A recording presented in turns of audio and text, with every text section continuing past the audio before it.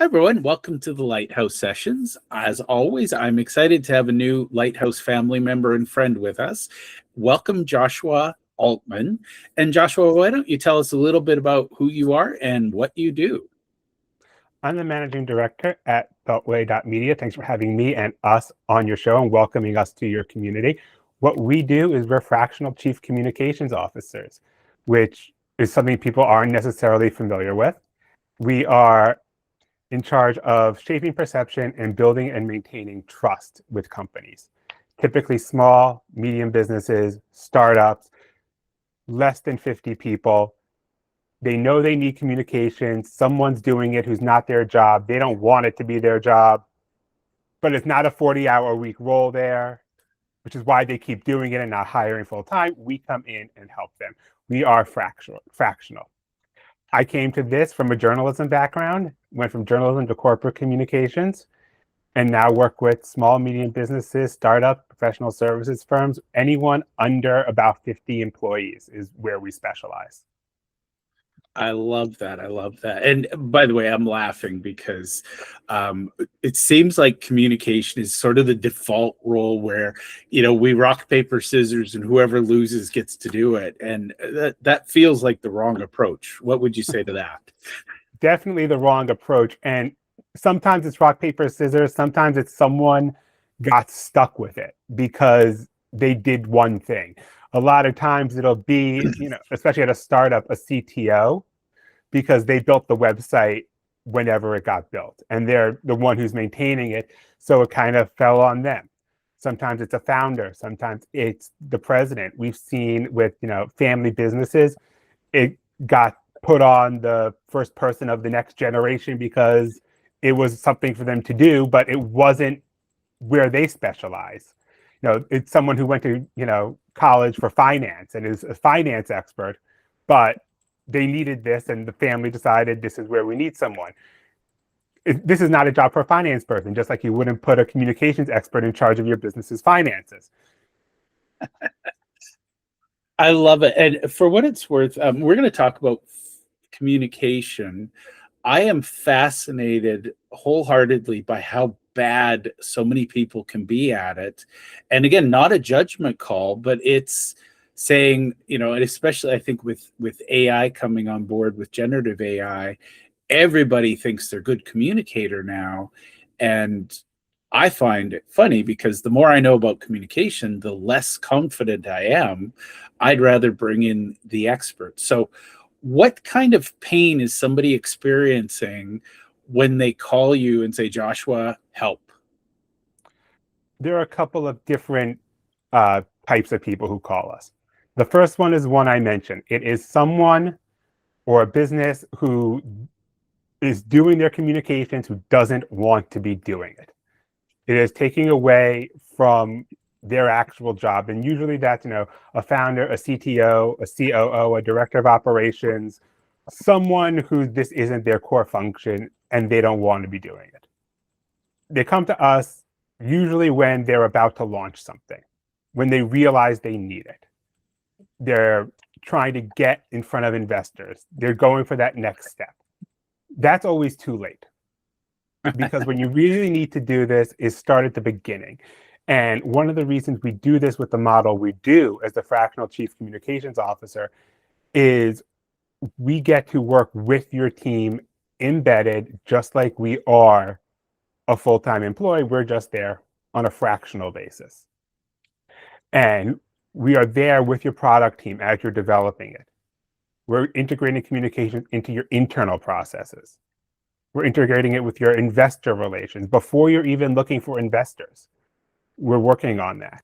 And we use a couple of our frameworks that get you starting at the beginning. So you're ready to go and not looking back a year when it's time to build that next pitch deck. I love that.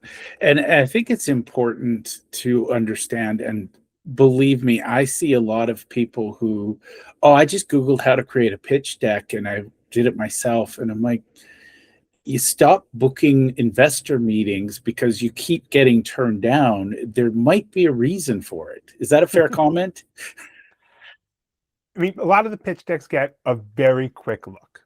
We all know that. Yeah. You need to grab them. You need to have something. If they're looking at it, a lot of people put in, and we see this all the time. And I've heard from investors at that angel Series A stage companies that are really doing their first rounds. And one of the things they're looking at is it plausible? That you see online, here's how to do it. And then you put in that, your addressable market is $10 trillion or something like that. And the investor just looks and is like, this isn't believable. Like, I know this number isn't real. And it's things like that. I mean, that you're going to need help with. And that's a pretty, straightforward, easy example. Another one that we always see is people are sending the same one to every single investor. Every single time they're doing a pitch deck, they're using the same thing. They go to a TEDx or a pitch event. They're using the same speech. They're giving the same presentation. They're not customizing it. And there are a lot of reasons for that. Yeah. We work with you to address all of those different reasons, because for you, why you're not doing it, it might be different from why another company is really using the same one. And we're going to address that specifically based on your needs. Sometimes it's confidence in giving two different presentations. We've seen that a lot, especially with people who come from technical backgrounds. They're not people who work in communications or have television backgrounds. They're not confident in it. So they do something they know, but it's not what that audience needs. Sometimes it's time. They don't have time to make 2 or 3 or 4 pitch decks. That's why you bring in someone fractional to take that off your plate. It's kind of funny, and we're over communing about the pitch deck, but I think it's one of the most critical documents you can have. I look at it and I see a lot of angel investors and venture capitalists.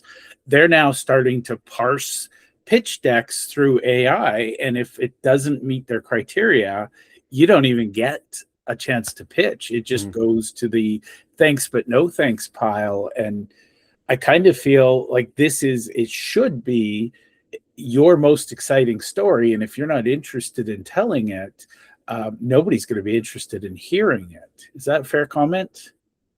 It isn't. A pitch deck isn't the most exciting document. You say it's the most exciting story, and it is. It's your origin. Yeah. But at the end of the day, it's 7 to 9 slides usually. It's core information.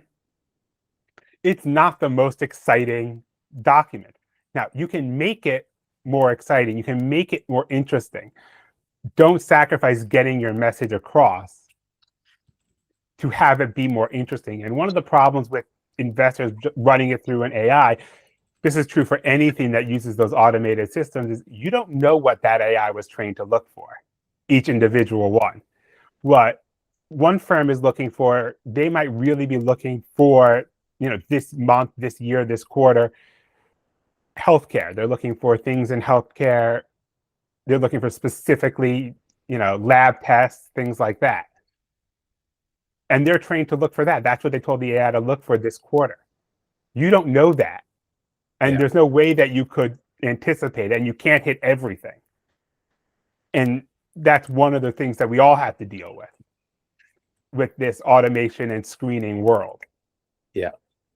Now, you came on the show by dangling the promise of frameworks. And as anybody who's watched knows, I can't resist a good framework. Let's talk about your 2 frameworks, if you want to introduce them both, and then we'll unpeel the layers on each of them separately. Does that make sense? Yeah. So the first we have is our story, narrative, and brand framework. And the second we call our 4 languages model. Is what you read, see, hear, and experience. Typically, we'll do story, narrative, brand first. Once that's kind of locked in, then we go to read, see, hear, and experience, the 4 languages model. And a lot of people call us when they're at the brand stage. They're ready to go. That's what we kind of talked about a moment ago. You need to call in and work on communications at that story stage, that first stage. And to kind of dive into this one a little bit, there are differences. We hear a lot about storytelling. We hear a lot about storytellers, story building. for us, that we use those terms too, but that's really the narrative. The story, it has things. It has characters, settings, situations. It has the beginning, the middle, the present. You're not at the end yet. You're still telling this story. It's the core things that if you were sitting at the bar talking to your friend, this is how you would share. You didn't think it out. This is just, hey, here's what happened to me. Yeah. The narrative puts that together in a more logical way. It answers questions. It answers, what are we saying about who we are? How do the events in our story connect to our theme? And also, what should people conclude from our connected stories? Because you might have more than one. And that's important. Having more than one isn't bad. That's what, as mentioned, you're sitting at the bar, you're talking to your friend, you might say, oh, this reminded me of this other thing, and you're going back and forth. Those are your stories. The narrative is bringing all of that together to answer questions in that logical way. Brand it's swag is kind of the big umbrella. It's everything that contributes to your stakeholder experience. That's, yes, it's brand, it's pens, it's umbrellas, it's keychains, it's all of that. But your pitch deck is part of your brand. Your tweets, your blog posts, your white papers, your newsletters, those are all brand, because those are things that contribute to your stakeholder experience. And that's how you kind of get from each one to the next. And of course, over time, you might go back and refine it. You will, because things change as your company grows. Our next model, the 4 languages, the read, see, hear, and experience, that's how we think about how people are engaging with content, engaging with your brand, which is going to have that narrative and story elements. What people read, that's kind of the most intuitive one. It's what you read. Mm-hmm. What people see is everything visual. Yes, it's reading, it's pictures, it's video, it's signs you see on the street, it's billboards on the highway, it's whatever you have that people see. Here, podcasts are a great example of what people hear. And then experience is the one that gets a little confused the most. It's experiential events. It's conferences, it's pop-ups, it's all of that, but it's also how people experience what they read, see, and hear. So we're recording this podcast, we're recording video, people watch the video, that's one way of experience that they're seeing. If you're like me and you listen to podcasts while you're driving and you're walking the dog, you're not seeing it. You're experiencing it just by auditory, you're hearing it.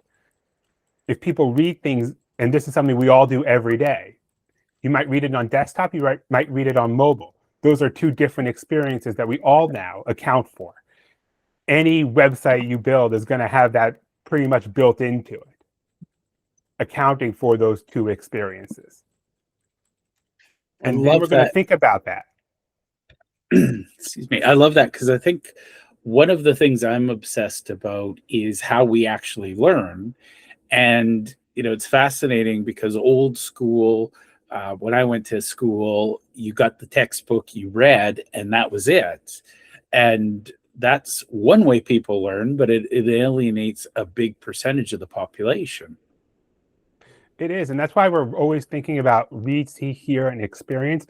And crucially, how each one amplifies the other 3, because they don't stand on their own. What you read, you're also seeing in almost every case. What you hear, you're experiencing. How you interact with them all is just as important as how you interact with each one, because it can take 7, 14, 21 or more touch points for someone to take an action based off of your business, what they see, what they hear, what they read, all of it. And if you need to hit that many touch points, odds are they're not all going to be display ads. They're going to be different things. And you have to account for how they're amplifying each other. I love that. And I think that's where it becomes a little bit fuzzy. So you mentioned before we hit record about repurposing content. And I will say I am a massive fan of that, because if something can be a talk, it can be a book, it can be a workbook. What are some of your favorite ways of taking your content, because again, I'm going to guess that both of your frameworks apply to how you help your clients communicate. So how much work is it for somebody working with you to make their message better? So working to repurpose content and make your message better are two related things. You're going to make your message better with those two frameworks: story, narrative, brand, and read, see, hear, and experience. That will help clarify your message and make it better. Repurposing content is going to make telling your story clearer and more efficient, because you don't have to come up with something new every time. Like you mentioned how a talk can become a book, can become a workbook. That's true, but you still needed a pretty long talk for that. You needed something of significant substance to do that.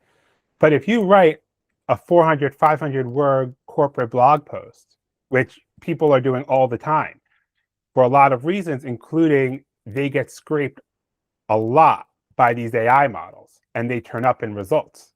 Having them is very valuable. But that can turn into 3, 4, 5 social media posts. Just break it down. Take something from it, make graphics, post it. That's easy. You don't have to come up with something new. And if you're thinking, okay, but we already posted about that, okay, that's great. That's your content. That's your theme. That's what you guys do. And if someone notices that you have a slightly similar post to that you did 2 weeks ago, even better. They're paying attention to what you're doing. That's great. If someone notices, they are part of what you're doing and they are listening. And you also can work in the other direction. If you have a lot of social media posts, you have a lot of these corporate blog posts, string those together, put them in a logical format, and now you have a white paper. Now you have a talk. Now you have a book. You can go up and down in terms of length. You could also cross read, see, hear, and experience. We're doing this podcast. We're recording audio and video. I'm going to take that. You're going to take that and turn those into social media posts. We're going to cut them into shorts. That's a lot of content right there. So you can cross over between read, see, hear, and experience with something like this podcast. You're not locked into its original format. Yes. And I think that's the thing. People get very literal. They see something in a container and go, okay, that's this. I am one of those strange people, and I think you and I have that same approach, is what else could this thing be? And, I'm going to give credit where credit's due. Years and years and years ago, I'm talking early 2000s, I read a blog and it was called How to Blog Your Way to a Book. And that unlocked things that I've yet to relock, because it was just like, oh my God, what else can I do with this? And it was just amazing, because this particular, I can't even remember the name of the author, but each blog post was sort of an idea that would be fleshed out and became a chapter in the book. And so I am a natural, my learning style is reading and writing. So I started writing a lot of books, but then I realized most people think better when they're speaking. And then I started turning those into books. And I thought that was fascinating, because we are still, as much as we think we're evolved, we are still that primitive cave being that used to sit around the campfire and draw on the wall with mud or what have you. We do have stories. Like, we are hardwired to want to tell stories. We all actually use that cave example all the time. Our ancestors painted on cave walls. We are wired. We want visual engagement. It's how we as a species interact with things. It makes sense for us to do it, and you don't have to start over. You can turn what you have into something visual. Graphics are great. Infographics do well. If you're on LinkedIn, I'm sure we've all seen the carousels on LinkedIn. I know that because we make the carousels for LinkedIn, for ourselves and for clients. According to LinkedIn's data, and again, this is LinkedIn's data, they are some of the highest performing types of posts. Yeah. If you want engagement, if you want to get people in, use that carousel format. And this, again, that's LinkedIn's data. So take it for what it is. But there's if you just scroll on your feed, you see a lot of them. It is a format people like because it's visual, but also there's not a lot per page. Yeah. It's big text, it's pictures, it's a single graphic. It's something you can digest quickly. And again, if we're thinking about repurposing, each one of those pages can then be an idea that stands alone and becomes either a single page graphic, or you could turn into a multi-page carousel. You can always work up and down. Yeah. And I think that's, it is a funny thing, and you'll appreciate the humor of this. I am so literal. I'm autistic. I love reading and writing, so I just assumed everybody else does. And, I hate images in a textbook or a book because it gets in my way. And it turns out that I was annoying half of my audience because I was dismissing the very thing that people resonate with. Yeah. And we always say, things need to be useful. It has to add Yeah. value. If you're adding an image just to add an image because someone said you should have an image in every post, Yeah. that's not valuable. That's not giving someone something that improves the post. You're just doing it because you were told you should do it. If you were told we should be doing 3 posts a day every day, and you're doing it, but they're not good posts, they're not adding value, then you're not getting what you want out of those posts. You can do 2 a day. One day you can do 4 if you have a lot that makes sense. You're not bound by these numbers. They are not laws of nature. You are not going to not be able to do anything or be forced into something. The laws of physics don't bind you here. You could do 2 one day. You could do 6 one day if it makes sense for you.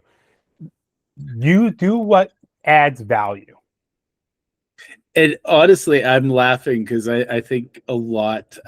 I cringe whenever I see some guru saying, "Here's the absolute law to success on this platform," and it's like, but you're not that successful. Why would I believe that you know the absolute law? But again, and I think this is very important now. I'm seeing this more and more. People are lashing out at what they call AI slop, Yes. and from what I'm about to say, I always ask, will this add value to someone?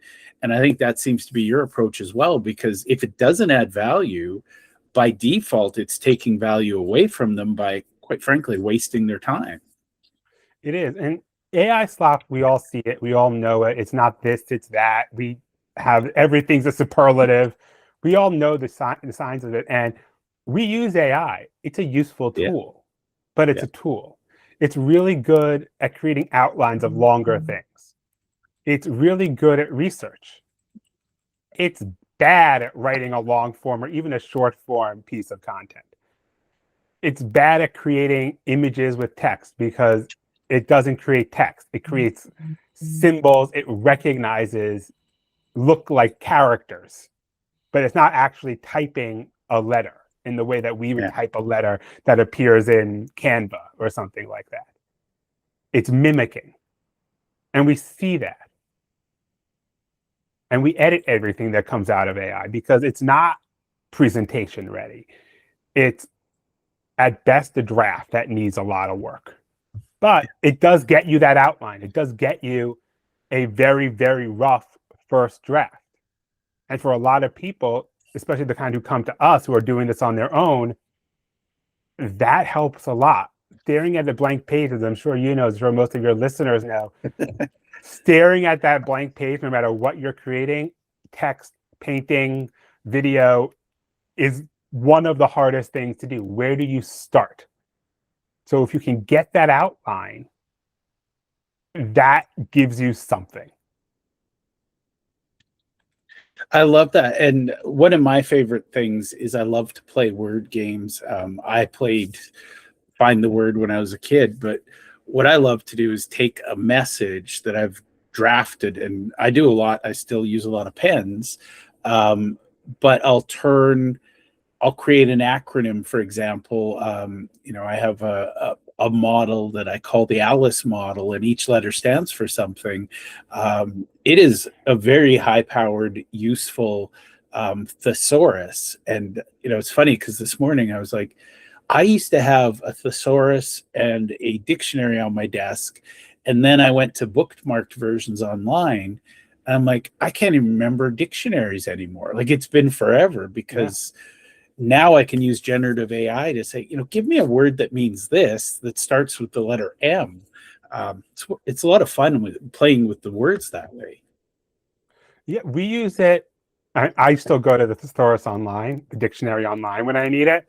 I have not used an AI tool for that, at least not yet. It's very helpful for certain tasks. I used it for research. I needed demographic information on about 25 cities, which is basically running Google searches for the local or state, municipal, whatever it was, public records office, Department of Health, whoever stores those basic vital records, population, education, all of that, Census Bureau. It's 25 Google searches for cities, plus however many times you need to do it to get to the right place. Yeah. That's a lot of work for a person. It's not hard, but it is time consuming. A computer could do that as long as you tell it that you need all the sources, and then even still you go back and check the facts. You can still do Minor it much detail, faster. right? You must go back and check the information because it will make something up. Also, it doesn't necessarily know if you tell it, I need demographic info for Rome. Do you want Rome, New York, Rome, Georgia, or Rome, Italy? It's just going to give you Rome. Lots of Rome. Yeah. So that's why you need to check all the information that comes out of it. And even checking it still takes a lot less time than doing all those searches on your own. 25 cities, maybe 3 sources each. We're talking a significant chunk of time for a person. Yeah. And it's fascinating. I'm obsessed by weird things, and there's all kinds of reports where large consulting firms have issued reports that were AI generated and nobody checked the sources. And it's like, when did we stop asking the question, is this valid? We have this blind faith in machines. They're not smart in the human sense. They're just good calculators. And I think a lot of people overestimate the power of, generative AI to produce unique content. But as I see it, and you're a storyteller, there's a bell curve, and on the edges, you're either a terrible storyteller or a great storyteller. AI is going to bring you to the middle where everybody's an average storyteller. It stops being your story. It does, and it doesn't have your voice. And we'd use voice a lot in what we do because we could shift from our internal voice for our firm to any one of a bunch of client voices all within an afternoon, which could be anything from state government reports to casual B2C. Very different voices, and we have to shift very quickly. So it's something we understand, but even AI, when you tell it to, it still doesn't feel human. When it says, you say, write in a friendly consumer B2C voice, it tells you what it thinks that is. It tells you what it thinks that is. Yeah. And if you're still, yes, you are a business, but you're still a consumer. You see commercials, you get ads, you know what it sounds like. It still doesn't feel like something someone would actually say in a way a business or would want to connect with you. It feels artificial. And again, that's where it does a great job giving you an outline, but it doesn't get you that last step.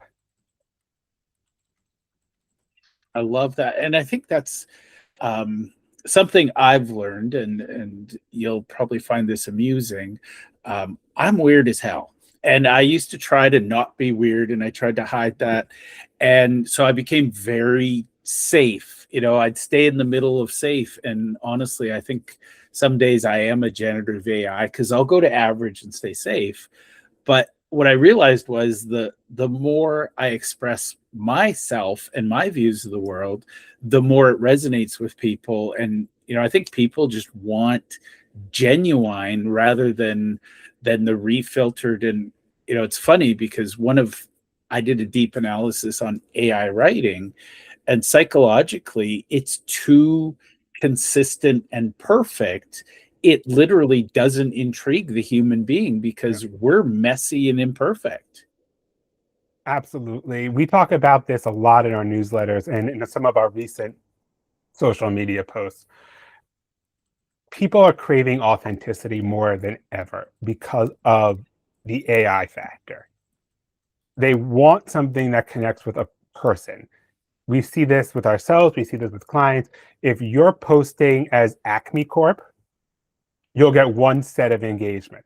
If you post as Joshua Altman, you get a lot more because people want the person.